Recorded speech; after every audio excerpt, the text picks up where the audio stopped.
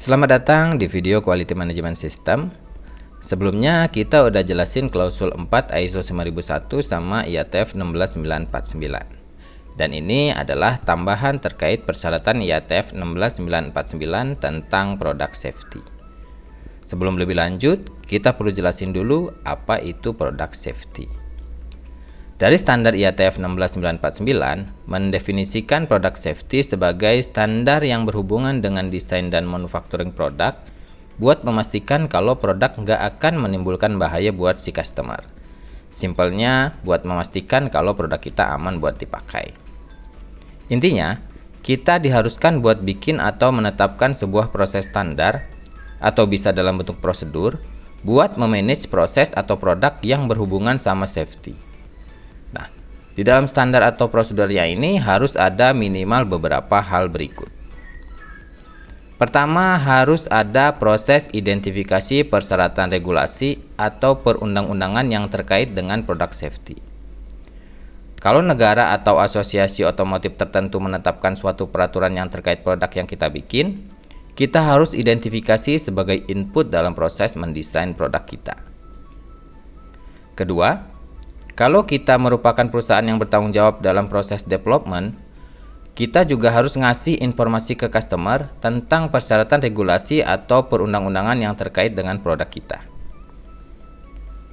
Ketiga, harus ada ketentuan proses approval buat desain FMEA. Misalnya, desain FMEA harus disetujui minimal oleh manajer product development, atau mungkin approvalnya harus sampai ke customer. Intinya, harus ada ketetapan mengenai persetujuan di FMEA. Keempat, harus ada identifikasi buat karakteristik dari produk yang berhubungan sama safety. Biasanya dengan penetapan simbol-simbol spesial karakteristik. Nanti bakal ada pembahasan khusus terkait spesial karakteristik. Kelima, kita juga harus ngasih identifikasi waktu di proses manufaktur, di mana karakteristik produk terkait safety ini dikontrol. Biasanya kan ada line produksi yang terdiri dari beberapa proses. Nah, di proses yang ada kontrol parameter atau karakteristik terkait safety harus dikasih identifikasi. Misalnya dengan cara dikasih simbol-simbol.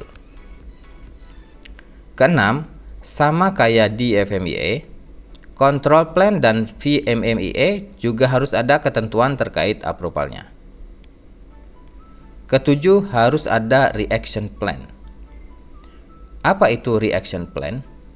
IATF 16949 ngasih definisi kalau reaction plan adalah tindakan atau langkah-langkah yang udah ditetapin di dalam control plan ketika terjadi kondisi abnormal atau non-conformity.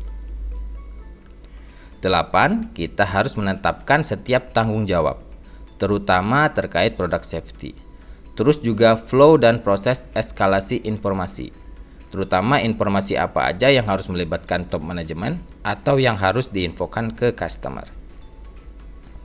Kesembilan, harus ada training terkait product safety, terutama ke personil yang kerjanya berhubungan sama karakteristik product safety. Misalnya si operator yang kerja di proses itu atau inspektor yang tugasnya memeriksa karakteristik product safety. 10. Setiap perubahan desain produk atau perubahan proses harus dievaluasi efeknya terhadap produk safety. Dan perubahan nggak boleh diterapin dulu sebelum adanya persetujuan dari yang berwenang.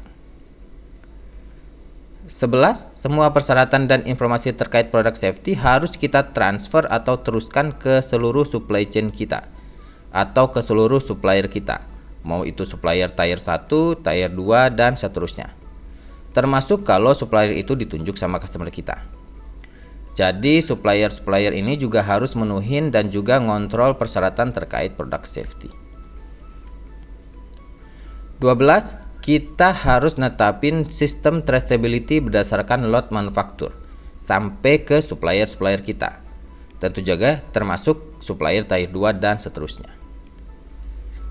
Terakhir, kita juga harus menjadikan lesson learned atau pengalaman masalah-masalah di produk atau proses sebelumnya sebagai input waktu kita mendesain produk atau proses yang baru. Oke, itu aja tambahan persyaratan di klausul 4 IATF 16949 terkait product safety. Kalau kalian ngerasa video ini bermanfaat, kalian bisa subscribe. Kalau enggak juga nggak apa-apa. Terima kasih dan sampai jumpa.